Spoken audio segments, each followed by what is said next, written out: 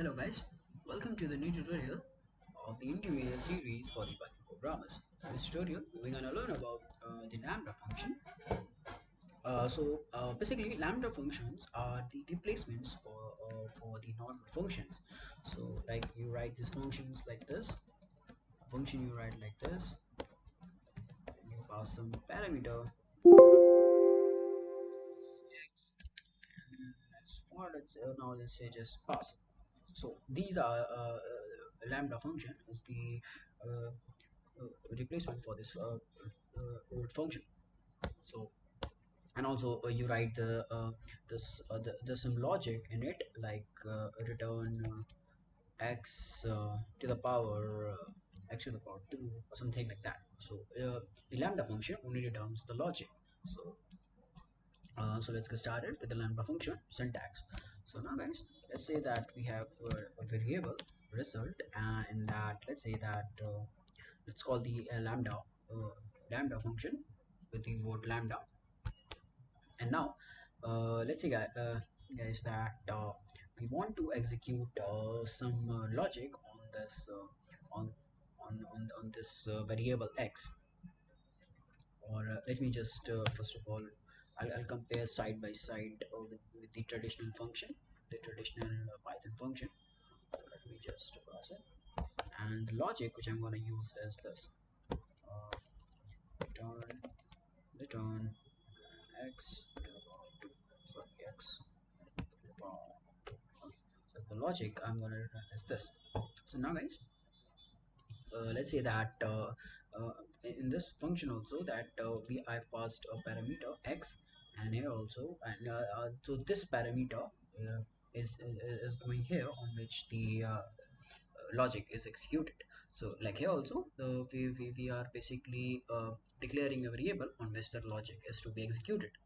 So now we'll declare the logic, which is x to the power 2, x to the power 2. So this is the logic part of the lambda function. And now if I want to print, I'll just call this result variable, and I'll just input a value for x. So I'll just say the value for x should be 3. So now if I print it, okay, so the result, and then there's a name error. So now if I run it, then you can see the output is 9. So that's how the lambda function works. So I'll explain to you again guys that this lambda function, it is a replacement for this old relational function, in which first of all we have to just call this lambda function by using the word lambda, keyword lambda. And now we'll declare a variable like we have declared here, that on which the logic is to be executed, and then we'll just simply write the logic. And there's one more thing is that we have to input the value for the x while we are printing the while we are calling this result. So we can just do this also, that we can give the value for x here only if you want. Like I can give the value for x is equals to 3. So so okay, no, the okay, so the value should not be here, instead the value should be here. Like after this lambda, this logic part is over, so then we can just input the value for the variable. So the lambda function basically, I have used the lambda function here for a single variable. You can also use the lambda function for it for another variable also. Like if I can say that y, and if I give the value 5, like okay, just 2. And now if I just do this, that x plus y, so it should give me the value of 5. Okay, yes, so it's just giving me the value 5. So here guys, that I've just made this y value as the optional parameter, and this x value as the non-optional parameter. So and which I have also explained to you about the optional and non-optional parameters in my first video. If you haven't watched the video, then please watch that option, non-optional and optional parameters video. And now that here I have just made this y as my non-optional parameter, sorry, the optional parameter. And now if I give the value of y here also, then it will just replace the value uh, uh, value of y which was initiated before. So if I run it, so it will give me the value 8. So that's how you can use the lambda function for basically different multi-variable also. And now guys, let's just talk about how you can use the lambda function on the with map function, which is basically a very important topic of the Python, because you can use basically use those functions together to basically just lesser the code and to write more complex codes in an easy way with less number of lines. So okay, so now here guys, that you can see that in the previous video I did this operation on using this I this operation using the map function. So now if I want to replace this function with the lambda function, you know what we have to do. We have to just okay, first let me cancel this out. Okay, so so I want this I want the result which should be something like this 4 and then 27 and then so on. So I want something the result something like this, which we did in the previous video using only the map function. So now here we'll use the map function with the lambda function. So if I replace this function, this previous function with my lambda function, what we have to do is we have to just say result uh, is equals to, we have to just say that we have to just call the lambda function, okay, the lambda, and now let's say the x and the sorry, the logic part, which is x to the power x. Okay, so I have called this lambda function. And now uh, that what I want is a list. That the output should be a list. So I just say a list. Okay, a list. The output should be a list, and in that list I want to map a function which is this lambda function on the list. So what I'll do is I'll just say the map, and then I'll just this map, and then I'll say the on which list, on the list which I have to impose this function lambda function on, which is the li list. So I'll just say like this, and now if I print the result,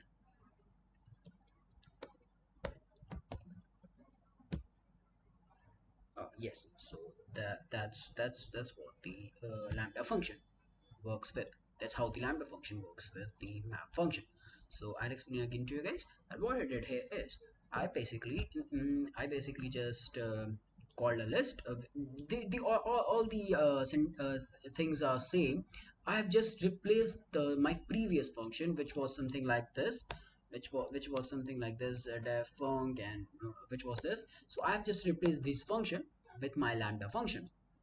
So and here I sorry, here I have told you that how can you use the lambda function, how you can use the lambda function. So you have to just write here the lambda and then the variable on which the logic is to be imposed, and then the logic part, and then this was the function, this is the function part for the map, this is a function parameter for the map function. And then there's another parameter in the map function, which is the that we have to just uh, write the list or the tuple or the set on which we have to impose this function. So I have to impose this function on this list here. So that's how the lambda function works with the map function. So I hope you understand all the things I've told you here.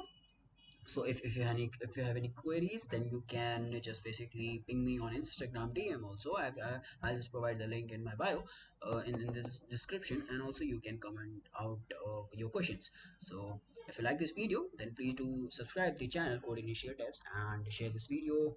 And till then, goodbye, take care, and keep coding. So hello everyone, this is the new tutorial for the intermediate series of the Python programmers. In this tutorial, we're going to talk about filter function. So what basically filter function is? Filter function basically is something you can say that it filters out something from the list. Like you give any condition and it gives you a list with the filtered data. So let's get started with the filter function. So first of all, we'll create a a function. So let's say a function add, and we'll just define a variable parameter in it, and we'll just return x plus 10. Now we'll again define a new function which will say is even. Okay, so is even function, which will have a parameter y, and now it will return me parameters or the numbers which are even. So what's the condition for even? That when you divide it by 2, the remainder should be 0. So I'll divide it by 2 and the remainder should be 0. Okay, so now we'll create a list A, and we'll define some elements in it, and we'll say 1 2 3 4 5 6 7 8 and 9 and then 10. Okay, so now let's first move with the the map function which we used in our previous video. So I'll say that result is equals to, and what we want a list, and now we'll say map, and in the map, you know what are the parameters for the map function. First is the function, the normal function which you want to iterate to work on the list, and that I'll say the first function I want is add. Sorry, it's not that, it's add basically, and the list I want is A. And now if I print this result, then you'll find this, that yes, now it has it shows me the new result, a new list with adds with x plus 10 in it, which says that 1 plus 10 is equals to 11, 12, 13 and so forth and so on. Okay, so now instead of these functions, I've told you that you can use lambda function also. So first let me comment this out, and now from now onwards I'll be using the lambda function instead of these normal function. Okay, so now here instead of this I'll say that lambda now my variable, and then the logic, which is x plus 10. And if I can print it, then you can see that yes, it shows me this, again the same result. Okay, and now let's move on with the filter function. So now let's say that I want a list, let me first again print this out. Okay, so now now let's say that I want a list which is a filtered list, which should be a filtered list, and the result should be filtered out from this initial list only, which is this added list. So I'll say that I want a new list which will filter out the even numbers from this list. So what I'll do is I'll say that I'll directly print it, or I'll just define a variable. So I'll say result2 is equals to, so now I'll say a list, and now I'll say that map, and now in map function basically what sorry not we'll first not we'll use the map, we'll say the filter. Okay, filter, and now in filter what we want is we want a map function to work. And okay, first now it'll be a very complicated one for you. Now first we'll use only the filter function. So I'll say that print, okay, print a list, not like this. Okay, print a list, and in that list I want some filter data. The filter data should be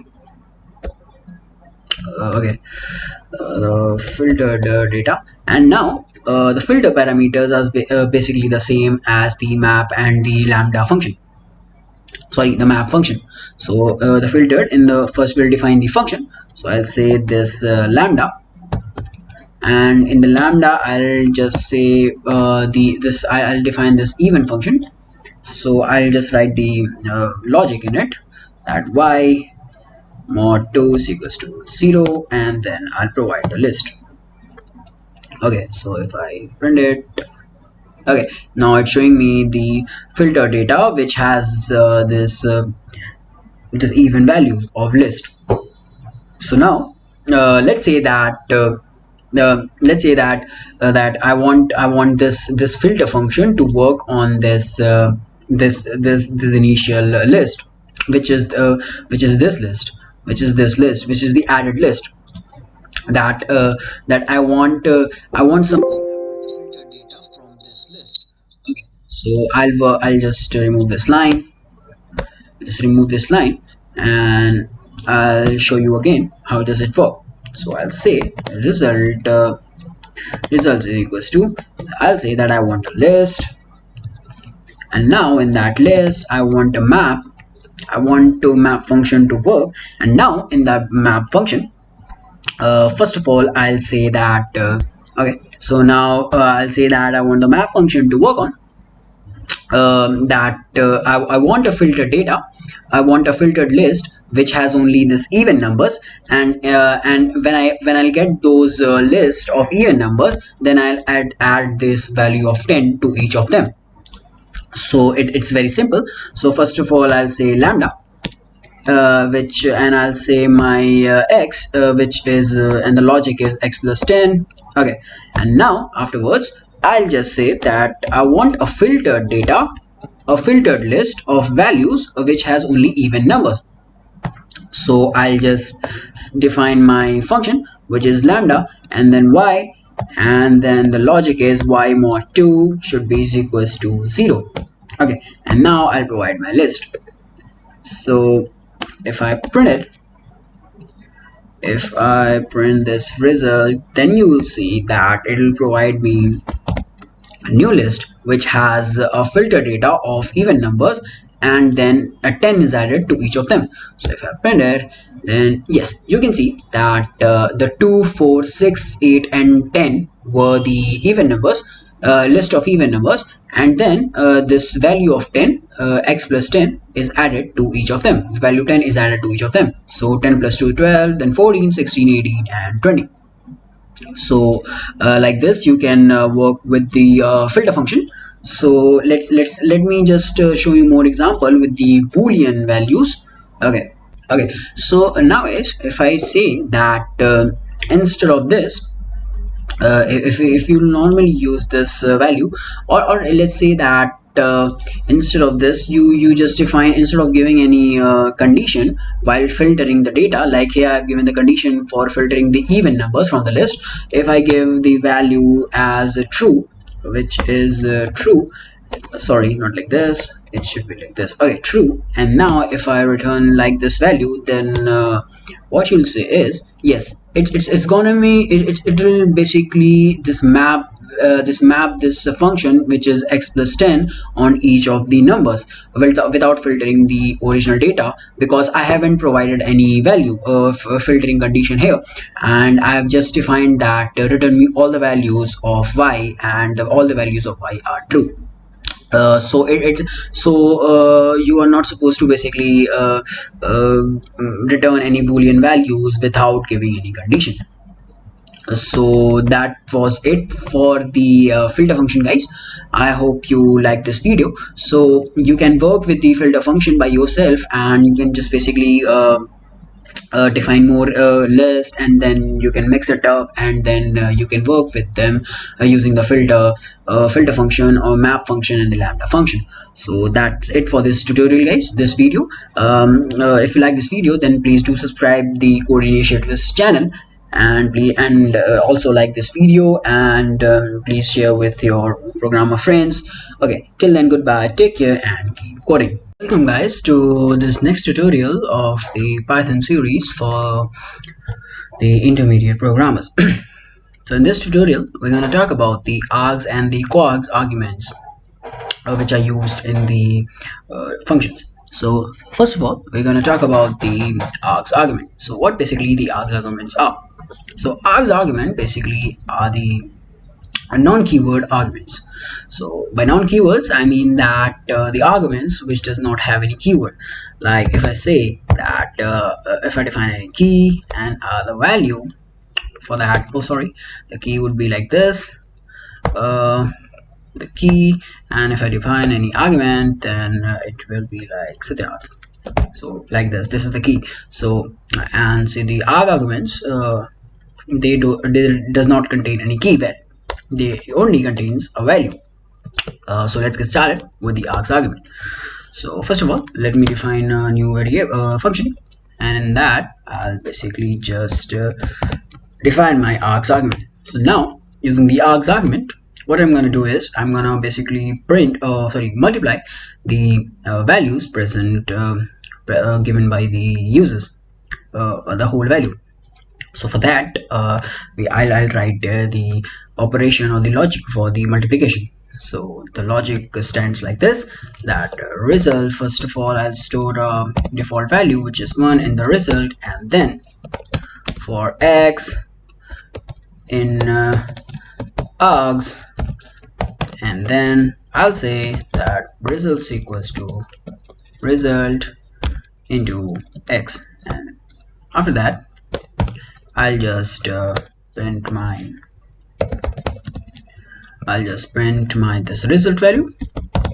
Okay, so now I'll just basically call my function, which is abc, and I'll give the values which are 1, 2, 3, and 4. So if I run it, so you can see that I'm getting a value of 24. So this args argument, they can be used basically in many ways. And now guys, why have I used the args argument here? So if I say that if I write the multiplication program just like this, and if I don't use the args argument, and if I say that I define only the values such as let's say p, q, r, and s. So I'm only able to give the 4 arguments here.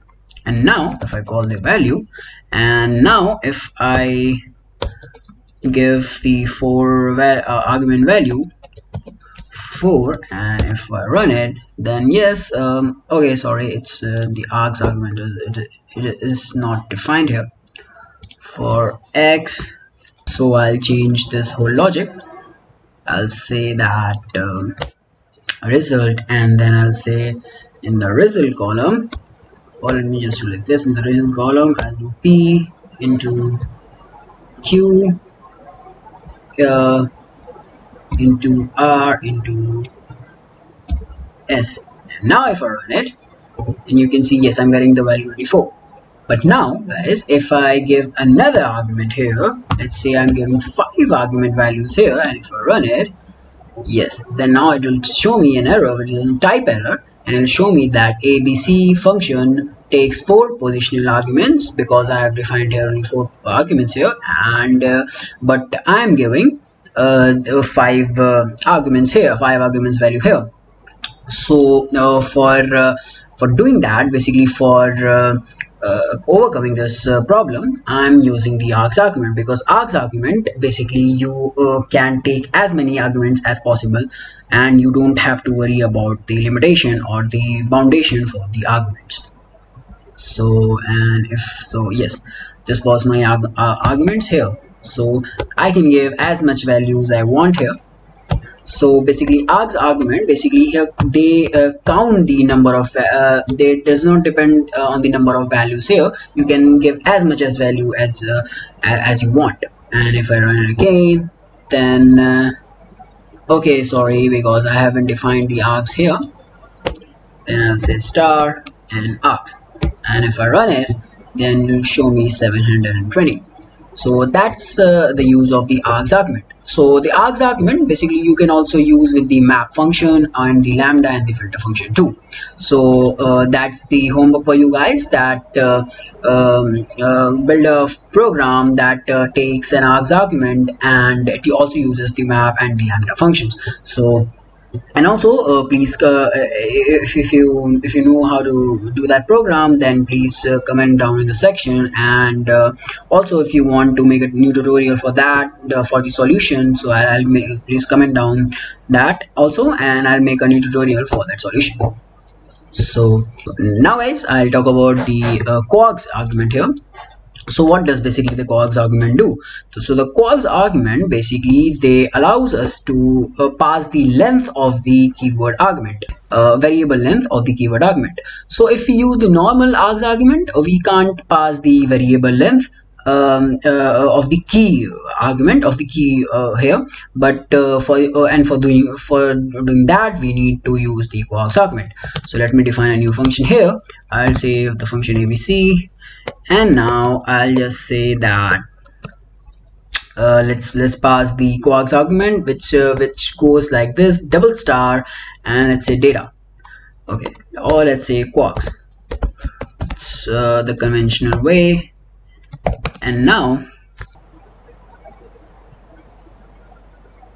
so for checking that quarks argument, I'll pass this data type, and I'll check whether I'll check what is the data type for the quarks argument.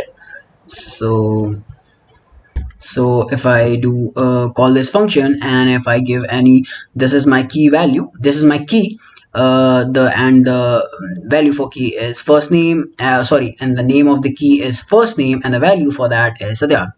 And now if I give another key value, which is the, let's say that last name, and if I say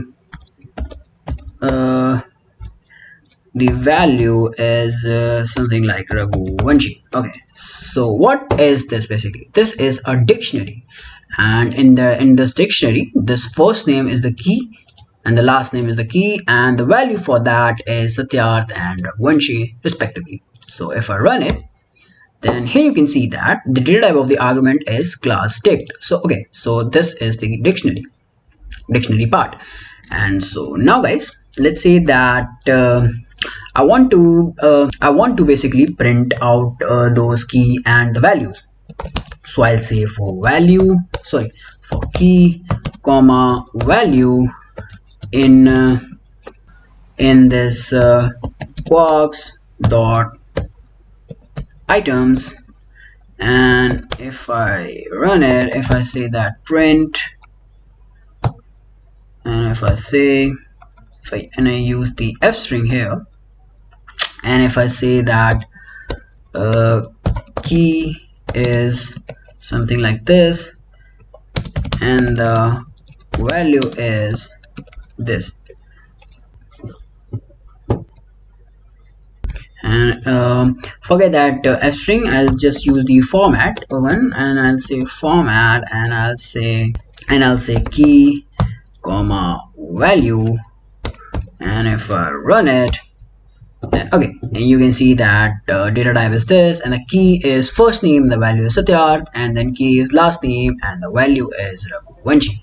Okay, so that was the basic of the quarks. So let's move further, and now let's basically call these args and quarks together.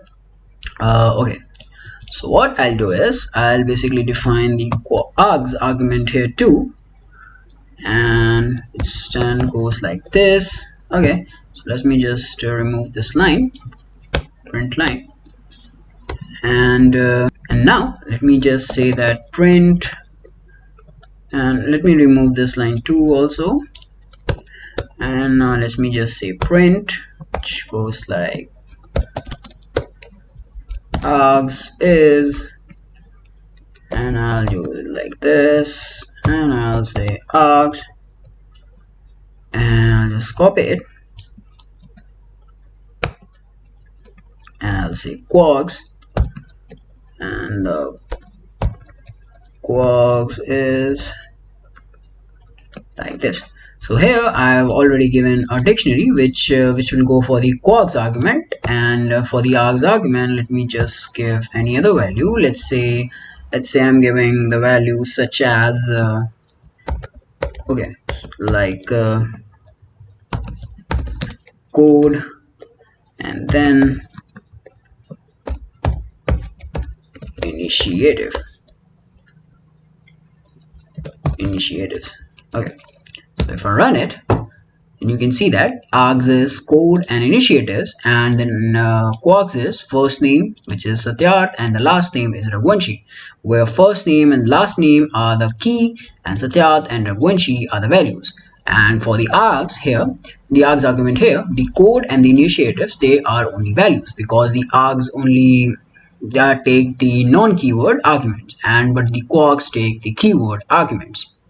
So that's it for the args in the Quarks tutorial, guys. So if you like this video, then please do subscribe to this channel, Code Initiatives, and do share this video. Till then, goodbye, take care, meet you in the next tutorial, and keep coding. Hello everyone, this is the new series for the Python programmers of the intermediate series. In this tutorial, we're gonna talk about the collections module, and in the collections module we have a counter, so we're going to talk about the counter module too. So first of all, what are the collections module? So collections module, basically they are the extended version of the inbuilt collection modules containers. The inbuilt containers in Python are list, tuple. I'm telling you the important ones: list, tuple, and set, and dictionary. So they are basically the extended module for the collections, inbuilt collections, a container module. So the collections basically, or the container collection basically allows us to access different types of container modules. So counter basically is a new type of container module. So now what is a container module? So container module basically is something that stores different types of data types. Like in this counter module, if which we are going to study further. So this counter module can store basically different type of data types of such as list, or iterable data types such as list, sets, tuple, dictionary, or etc. And yeah, they're gonna store the different type of objects or data types. So now let's talk about the counter module.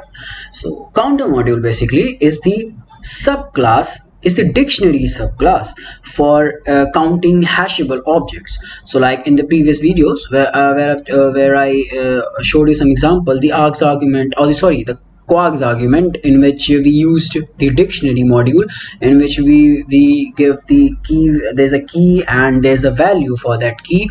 So that basically is a dictionary module, and in that dictionary, the hash basically the hash value, which is the key value, the value of the key is known as the hash. And these hash values basically, they are constant while you do the complex programming or the more advanced programming. So these hash values, they remain constant all over the program, so they don't change basically. So now let's talk about that. What are the advantages for using the counter module? So now let's say that you want to basically, from the name itself, I think it is clear to you that counter module are used to basically count the number of hashable objects present in the dictionary subclass. So basically, let's say that there is a particular dictionary present, and now you want to count the value of the key of the hashable objects there, that how many times the hashable objects are present there. So if you're gonna use for loop or any loop, etc., or iterable objects, then it's gonna take a lot of time when compared to the counter module. So the counter module basically, it reduces the number of lines also, and it reduces the time complexity too. So now let's get started with the counter module. So first of all, let's create a variable of counter. So here I've created first of all, we have to just call the counter module. So first of all, we have to import collections. So here I'm going to import collections, and now from from collections import counter. So now we have successfully imported the counter and the collections. So okay, this collections and the counter, they are case sensitive, as you must know, and the collection is they start from basically the small c, but the counter here it starts with a capital C. So now we'll create a particular list iterable object here. So now let's say that we created a particular iterable object here, and we'll use the keyword counter for creating the object.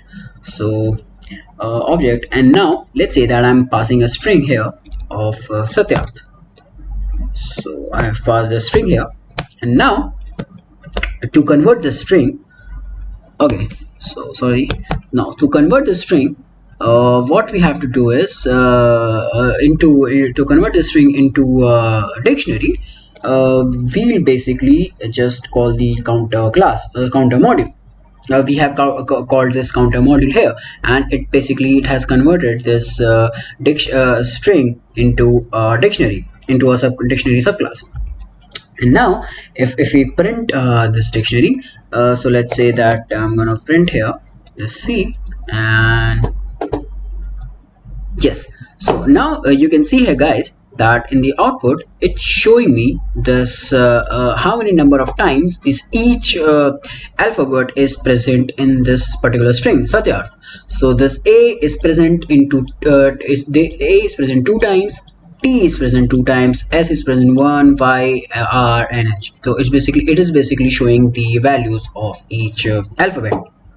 So yes, and if you notice, guys, that this is a string, and this A, T, S, Y, and these alphabets, they are basically my key, and this and the hash value is 2, and the hash value is 2. So you can say that this this alphabets, they are basically my hash, and their hash value is this numeric values, which is 2, 2, 1, 1, and 1, 1, 1. So these are my hash and hash values, or you can say the key and the values. So this is a string.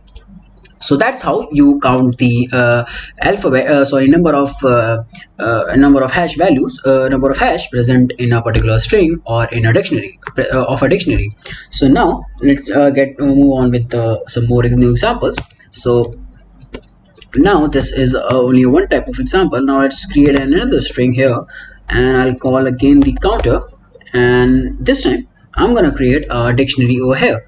So I'll give the value, let's say the value of A. Okay, I'm gonna pause here, and I'm gonna create a dictionary here. Okay, so now here I've created a few counter variables here. Let me just give some space here. So this was the first one which I showed you, and now here you can see that I've created a variable T, and I've given a counter, and now here, guys, I've created a dictionary over here.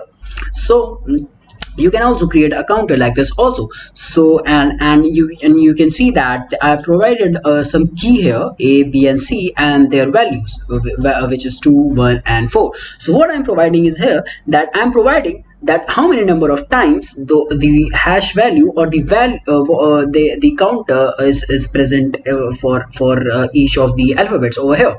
So that's what I am showing in this dictionary, and that's what this counter is converting this dictionary into. So basically this is my simple dictionary over here, and now when I call the counter module over here, so it will basically count the hash values for each of the hash present in the dictionary. And similarly over here, guys, you can see there's I've done some ironically thing here, that I have given the values for a whole string or the whole category over here. That for the dogs category the value is 2, and the cats category the value is 3. So this type of value is also converted into the counter value. So when I'll call this value counter over here, over here for this variable. So what it will do is it will basically just count the number of times the value of dogs is present and the value number of cat is present. And similarly over here guys, in the f variable I have created a counter, sorry, I've created a list over here. You can see that I've created a list over here, and in this list I've basically given some iterable iterable values over here. Like I've given some values of a, b, a, c, b, and c. So so now if I'll call the value for the counter module over here, so it will basically count the number of values, and it will just print the result. So if I just call them one by one, so now you'll see. So let me just first call this d variable over here.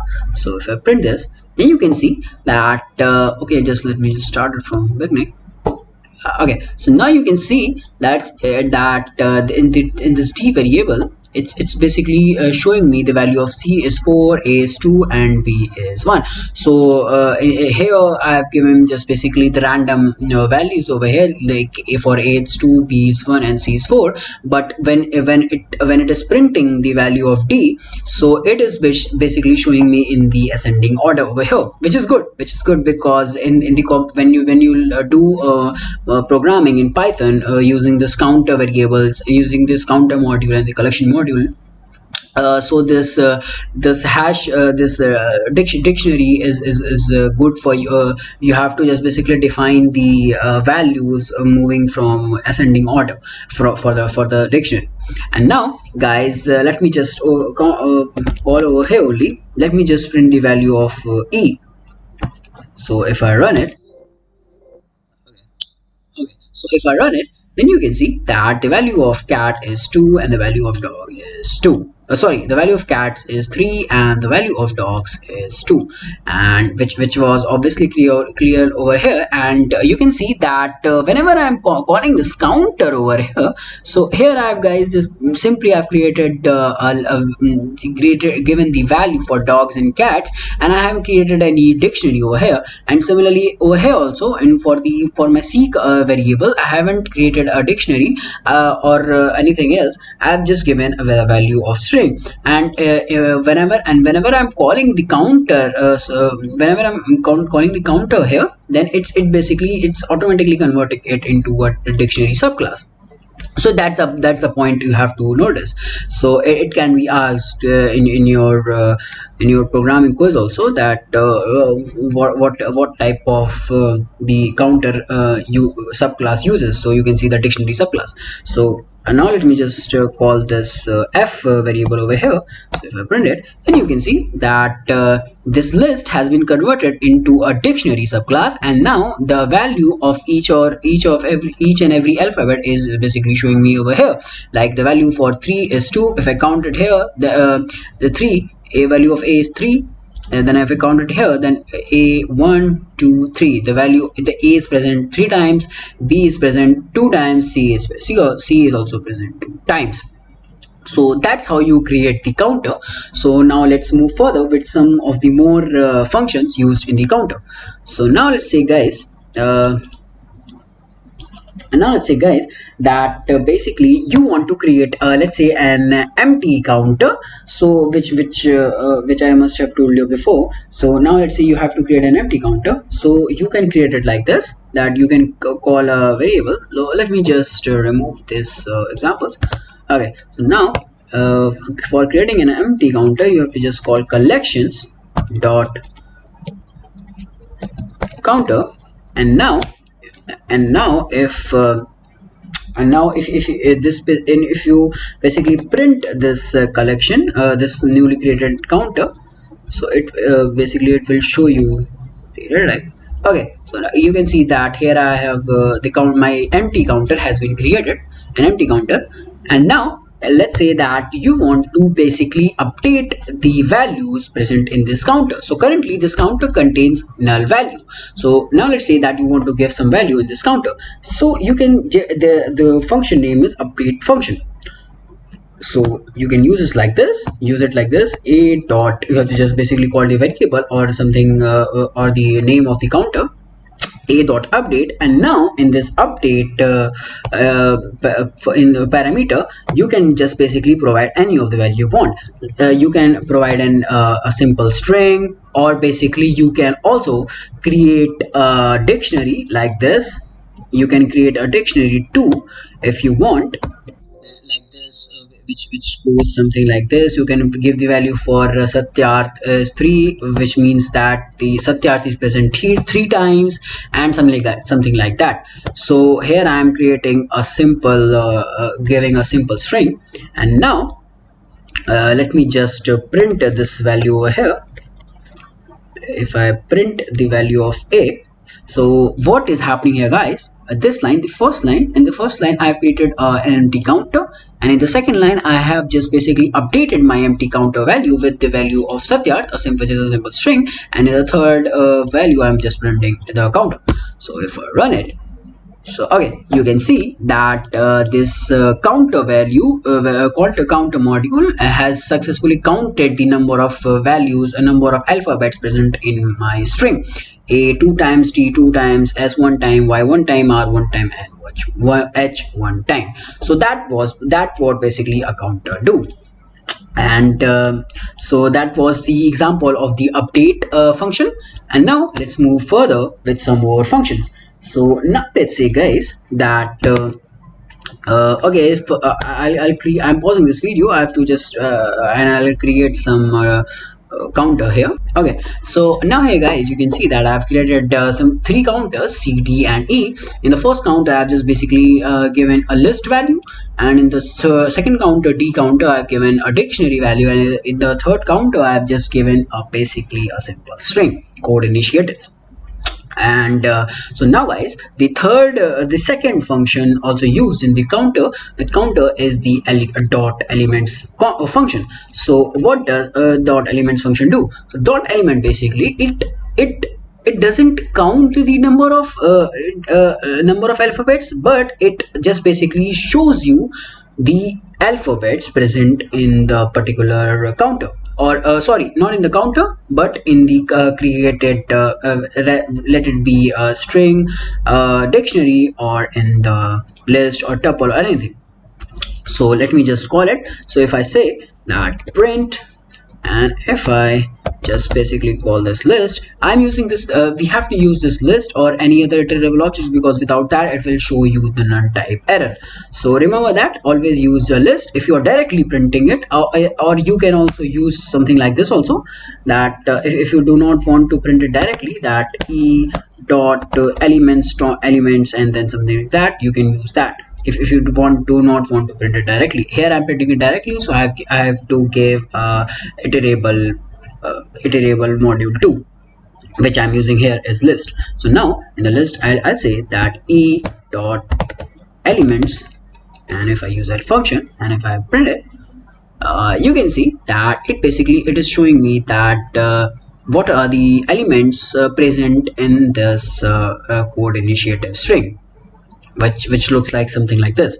And now if let's use this dot element function with another counter, let's say D counter, and if I print it, okay, then also you can see that the value for A was 3, so it's printing me the A 3 times, then B 2 times, and C 1 time, and it will go same for the C counter too.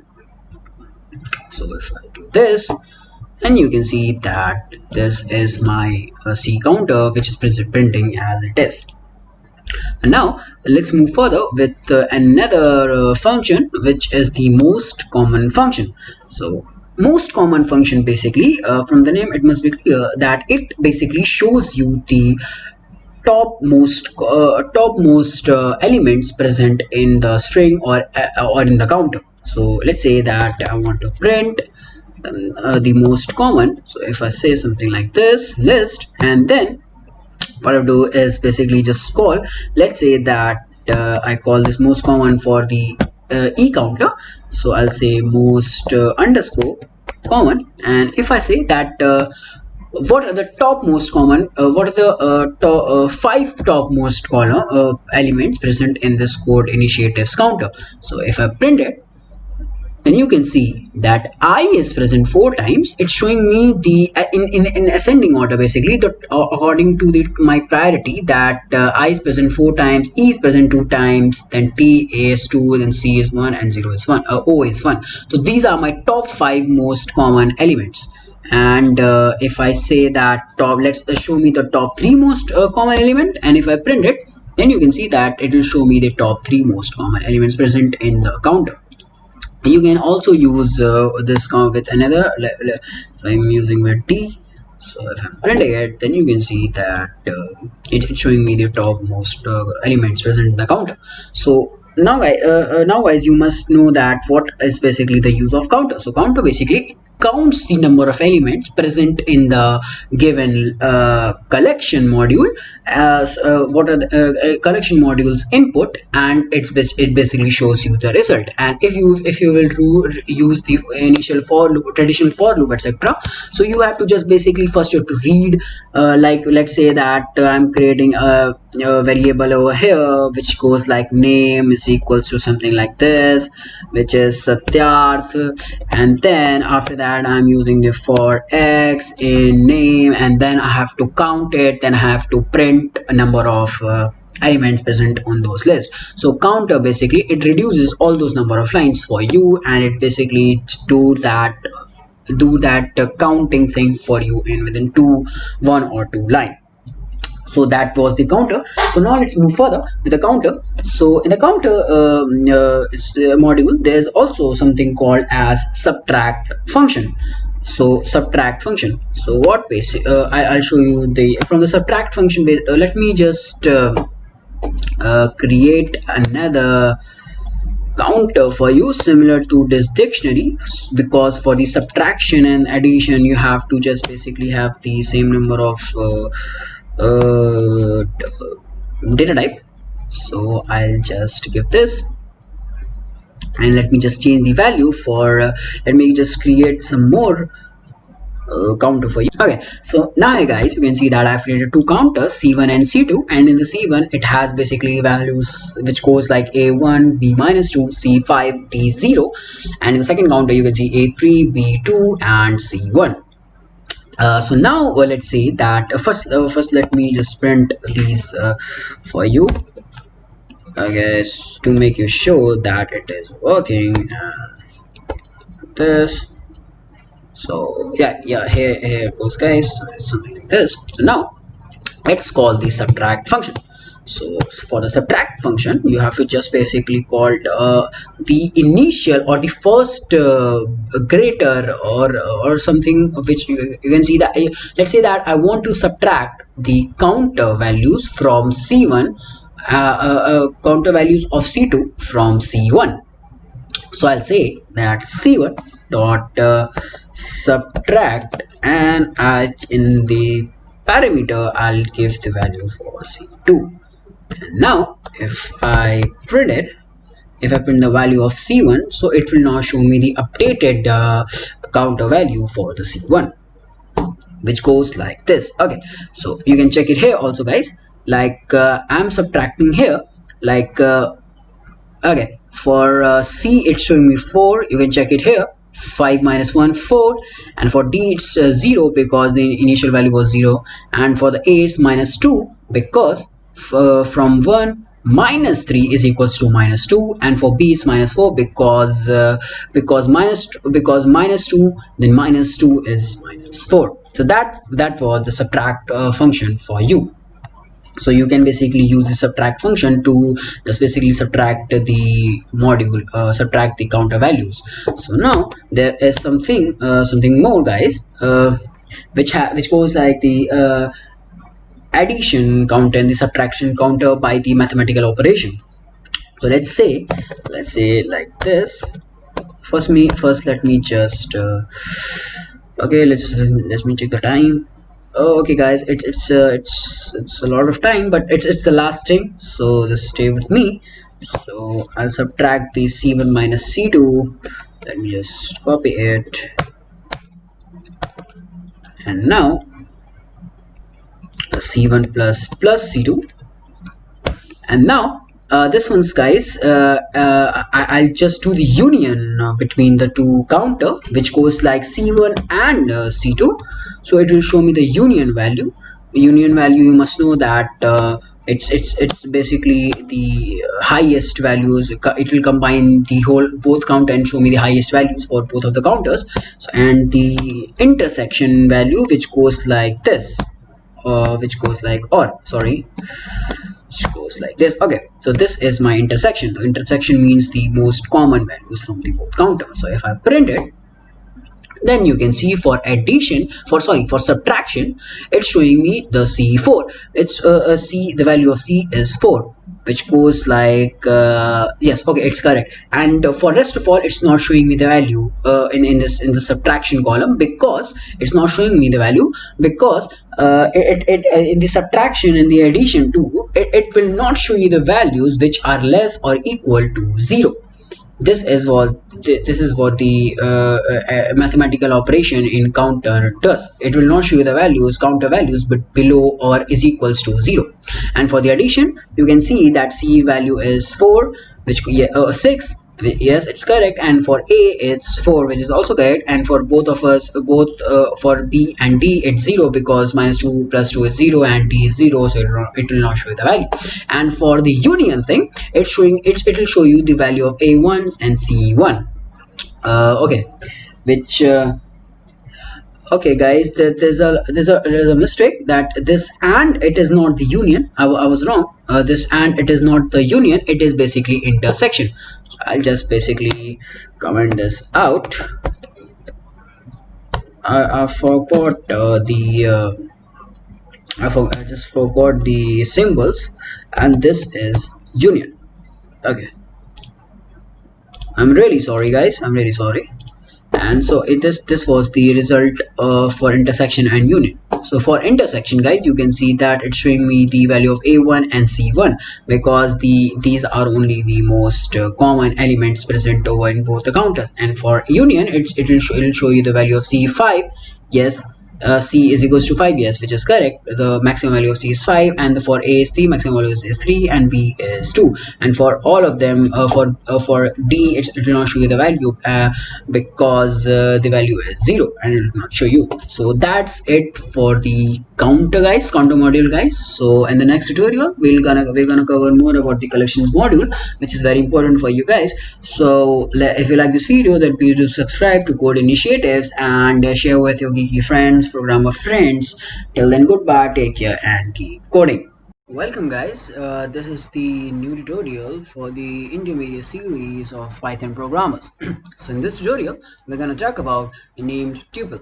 So named tuple, basically it is the replacement for the initial existing tuple.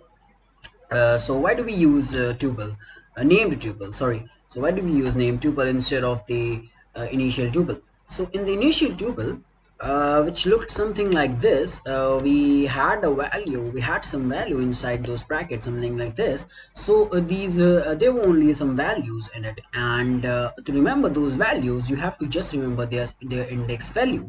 But in the name tuple, you have to just basically remember the name of their position. Like you can say that I have assigned a value of A as 1 and B as 2. Then you have to only remember the you have to just call the variables like A, B, C. So that's the that's the biggest advantage for using the name tuple. So now let's get started with the coding for named tuple. So first of all, from collections, first of all we'll import collections. So we'll say import collections, and then from collections import named tuple. Okay, so now we'll create a new tuple. We'll call it as you can say a point, or sorry, you can say, okay, let's say the point. And now you have to just call the keyword named tuple, and now in the name tuple it basically has two arguments. The first argument is the name of your named tuple, that what you're gonna set the name for your tuple. So I'm going to say the name for my tuple is point, and now uh, I'll say, so now I have set the name of the named tuple as point, and now I'm gonna pass some arguments. So I'm gonna say p, then space, then q, then okay. So these are my arguments. So basically you can also create I'll show you how you can create more arguments. So now what I'll do is I'll just basically if you're gonna in this tutorial we're gonna treat this name tuple as the class. So whenever we're gonna call the name tuple variable, so we're gonna treat as the object of the class. So I'll say that so just a new point, or you can say okay, so np or new point is equals to, and I'm gonna call my name tuple which is as point, and now I'm going to give the value for the arguments p, q, and r. So I'm gonna say 1, 2, and 3. Okay, so now if I print this name tuple, okay, and if I run it, it's showing a syntax error. Okay, so I forgot to give the columns between it, so I gave this columns, and now when I print this name tuple, you can see that it has successfully created a new name tuple. So now so let's say that you want to access the arguments of the name tuple individually. So for doing that you have to just basically call np dot or the name tuple the variable dot x, so sorry, dot p, so the name of your argument which you are going to call. So if I print it, you can see yes, now it's showing me the value for p, which is 1. So okay, now let's say that you want to call your name tuple using the index value. So you have to just say the variable name, and then you have to just give the index value which is 0 for 1. So it's showing me that value.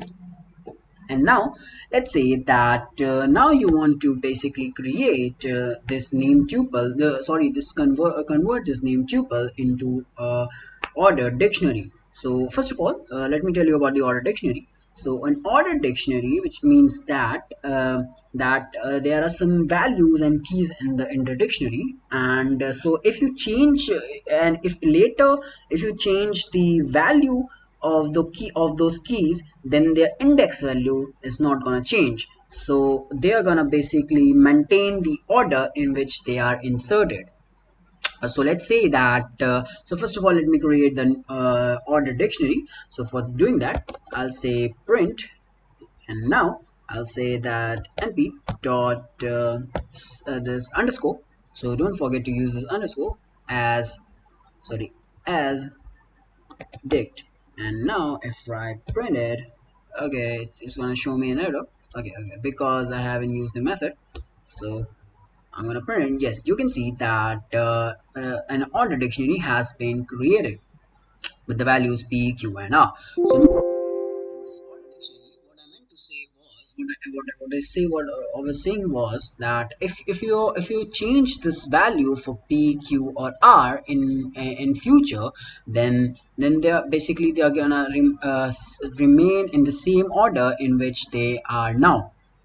Okay, so that was the meaning for order dictionary. So I've created the order dictionary. So now let's say that you want to replace this value, so these values of p, q, and r with another value. So for doing that, first of all you have to just basically assign a new variable. So if you won't assign a new variable, then it's not gonna basically change the value of those arguments.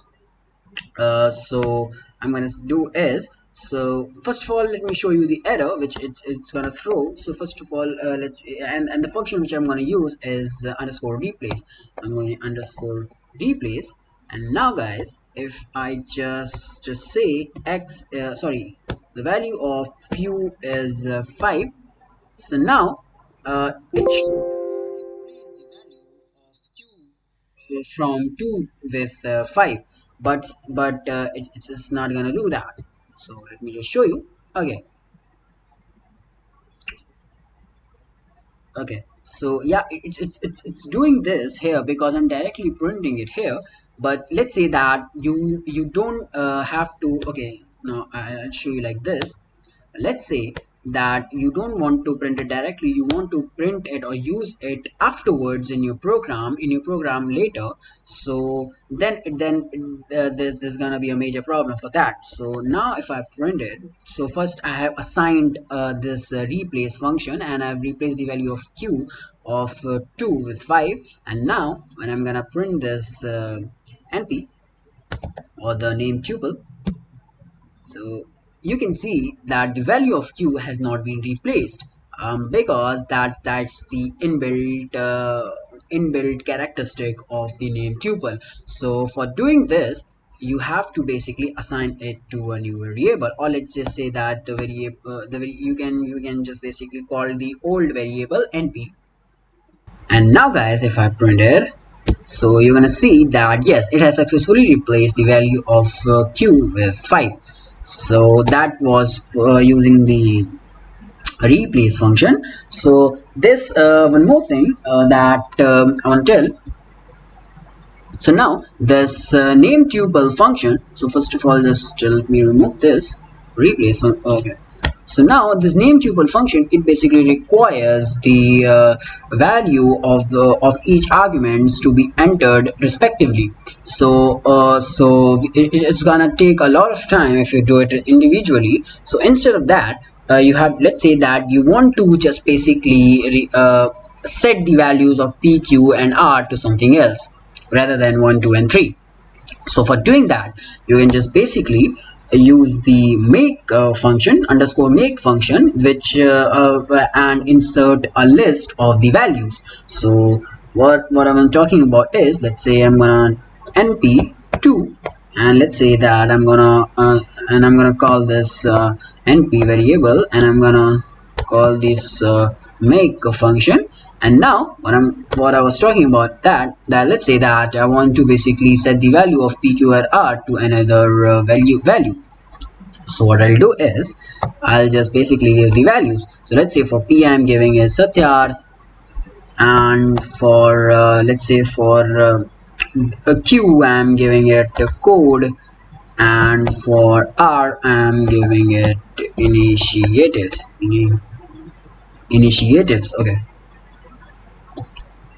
and now if I print it, okay, it's showing me this value only. So now let's me print it, this new name tuple.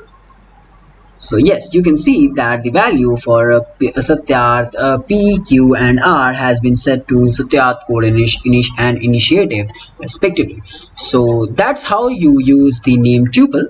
So I hope you understand the logic behind using this name tuple, and why we do use the name tuple instead of the initial tuple. Because as you know, I'm gonna tell you one more time that we use the name tuple instead of the tuple, the normal tuple, because in the normal tuple, basically you have to you have to basically remember the index of those arguments. But in the name tuple, you don't need to remember the index of those arguments, you just have to basically remember the name of each position. So you just basically have to remember what are the names which have been passed, like p, q, r, s, t, u. You can give any name you want, and you can just basically easily access it. So that's it for this name tuple video. So I hope you like this video. So if you like this tutorial, then please do subscribe to Code Initiatives, and please share this with your coding friends. And see you in the next which is next tutorial, which is gonna be the last tutorial of this intermediate series. Until then, goodbye, take care, and keep coding. Welcome to the new tutorial of the intermediate series for Python programmers. In this tutorial, we're gonna talk about the DQ module for collections.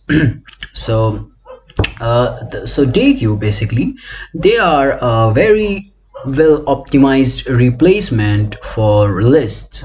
So and why they're used instead of list. So we used DQ instead of list because when it comes to add the elements in at the end or at the beginning of the list, or sorry, beginning of any iterable object, so these DQ are very faster as compared to the list. But if you talk about to randomly access the elements from the list, to randomly access the elements, then we use the lists. So let's get started with the DQ. So hey guys, I have created a list in which I have those three elements A, B and C. So now, and you can see here I have imported these DQ from collections. So let's get started with the list. So the first I'll convert this list into a DQ. So for doing that, we have to just call the DQ keyword and then the list, which is this. So instead of this, you can also directly pass any value, just like you can pass a string too. So first let me just give this pass a string and let me just print it. So if I say print, and if I do this, and if I print it, so you can see, yes, you can see that all the individual objects are printed as the lists. So yes, this is how DQ works. So just let me now just pass this list which I have created, and if I print this again, so you can see that yes, I'm getting a list which has been converted into a DQ. So now let's use the append function. So append, basically, you know that it is used to add the elements, whether you want to use elements at the end or at the beginning. So first let me just add elements. So if I just say only append, let's like d dot append, so it will add the elements at last. So if I say this, that 4, and if I print it, and now if I say print d, and if I do this, okay, sorry, and if I do this, yes, you can see that a new string of 4 has been added to my list.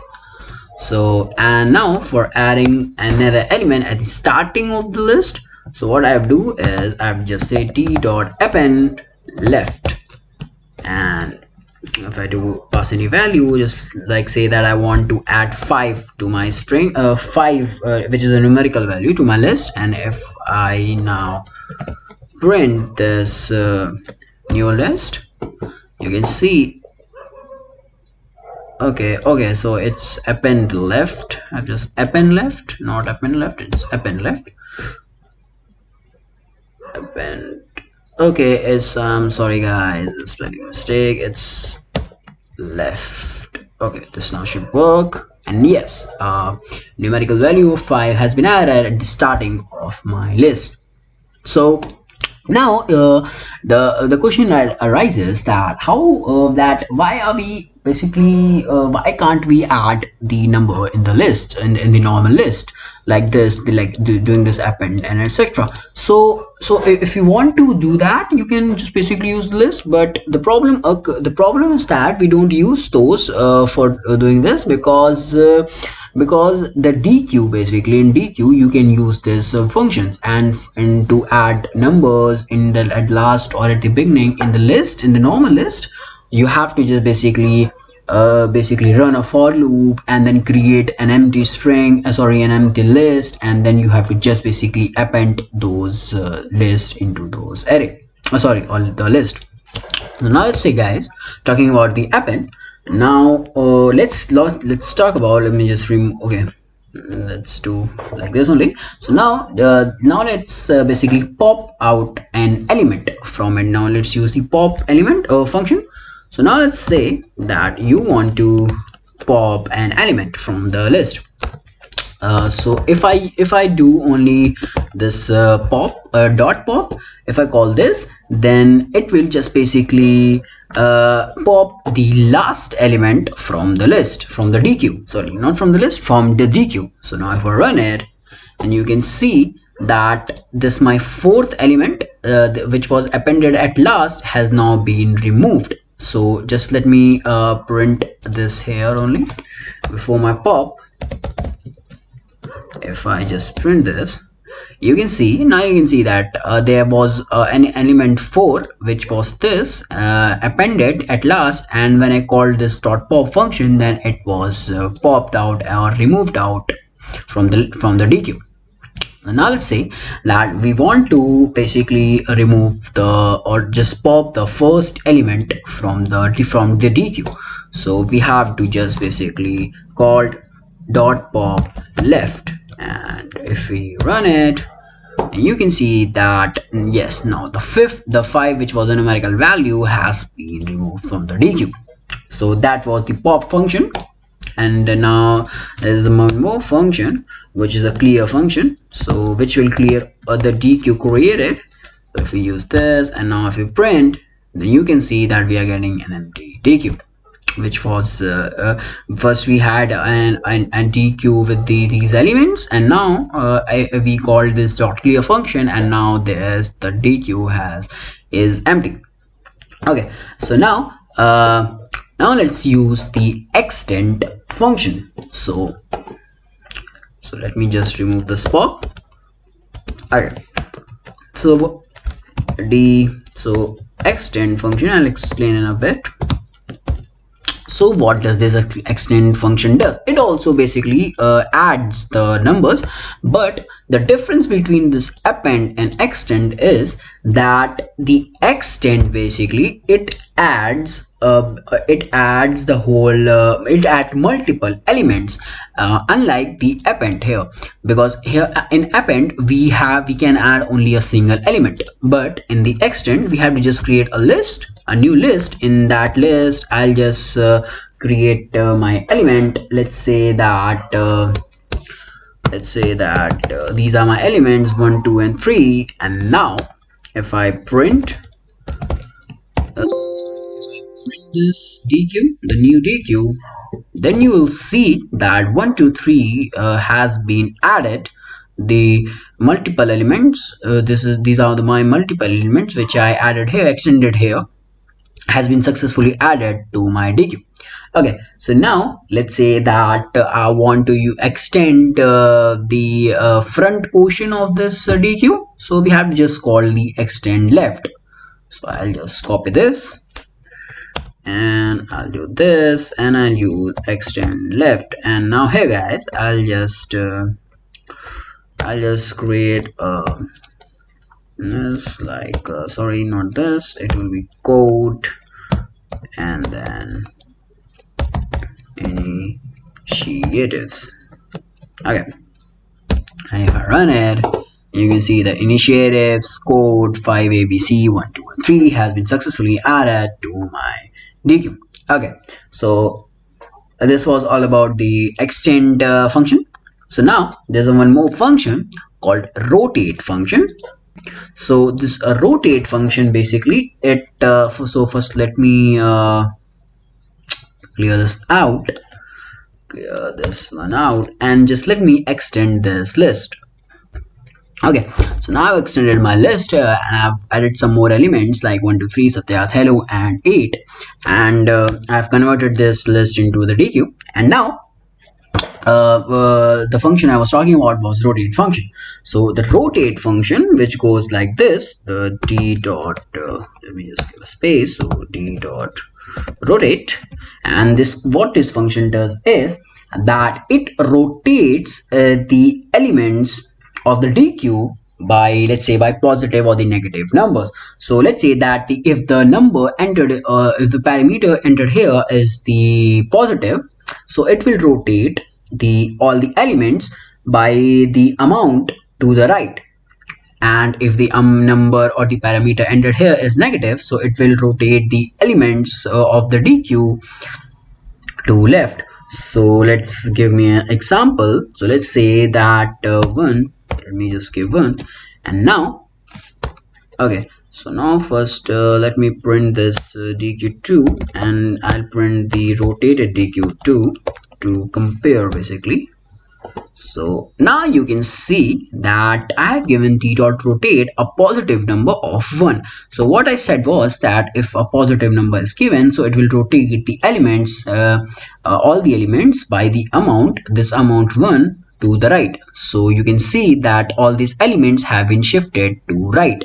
You can see that to right, so A will shift to this right, so it has gone here, and 8 has shifted to this right and it has come in front, and like and all these function and all these elements of the DQ have been shifted to their right. So now let's say that I give the change this rotate to 2, so all these elements will shift to the right by 2. So you'll see, okay, you'll see that this hello which was here has been shifted to the right, which was 1 and 1 2, so it has come in front, and all the elements have been, yes, and also all other elements have been shifted to the right. So now let's say that I give the element so the number here a negative number. So let me say -1. So if I give this -1 a negative number, so all the elements will basically shift to the left by -1. So what by 1, okay, so not -1, by 1, to the left by 1. So what I was saying that this you can see that this B has been shifted to the A, and this A left and has gone to the position of A, and this A has shifted to its left and it straight went to the last, and this 8 has been shifted to its left and it went to like this. So this is the rotate function which you can use. So okay, so there's one more thing guys, the max length basically. So so let me just close that function too. Sorry, it's not a function, it's a parameter basically, the parameter used in the DQ function. So it goes like max length, let me just give the value of 6. Okay, and if I print it, okay, and if I print it, and it's showing me only the first 6 elements here, because the max length which I gave was 6. So if so it's showing me the value till only, let's say, to 8, like 1 2 3 Satyat, hello, and 8.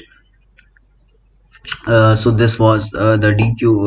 It's giving me basically the max length when I used. And now let's change this one, and let me just give 8, and if I use this, yes, then you can see that this max length has also used this B and C. So this max length basically it reduces, it exceeds the number basically you can say that the last elements, and it basically replaces with that. So okay, so the reason why the A, B and C, okay, so the A is not showing here as I've given the max length of 8 is like the same, that when we use the max length, so basically it needs to replace or to remove some elements from the DQ. So it basically removes the element from the first, so from the left hand side to right hand side, it basically removes that. So like here also, like when I gave the max length of 6, so it removed the, because there were sorry, 9 elements present, I think 1 2 3 4 5 6 7 8, yes, 9 elements were present, so it removed 3 elements from the DQ from left hand side to right hand side, which were A, B and C. So that was about the max length guys. So let me just use one more thing with extend. So let's say that I'm extending basically. So sorry, extend, and let's say that I'm giving a new element which is 80, oh no, not 80, 55, and you'll see the result. Okay, end object is not iterable. Okay, I got it. Okay, so I've given a string of 5 over here, and now when I extend this, when I extend the DQ, and now if I print it with the max length of 8, so yes, so okay, so now it basically it has removed Okay, where's the result? Okay, so now it has basically removed the first two elements because the total number of elements were present over here were 9, and now the max length we gave 8, so it automatically removed the first element, which was a. And now we extended the dq, we extended the dq and given a new element over here of 5. So the now the as the maximum was only 8, so it also removed the new element from the element of the start, which was b, and it added the element 5 at the last. So that's how the max length works with the extend function. You can also use the append function too. You can also the append function, rather it should here we have to use this append function because I'm just adding a single element over here. So you can use append function, rotate function, and then pop function. You can use all those functions with them and do some complex coding with the dq and just gain more experience in it. So that's it for guys, and that's all for the dq tutorial, and this was the last tutorial for the intermediate series of the series. So I hope you all like this series. So I'll also make a new series of expert python programmers. So if you like this video, then please do subscribe to Go Initiatives, and share this video with your programmer friends. Till then, goodbye, take care, and meet you next time.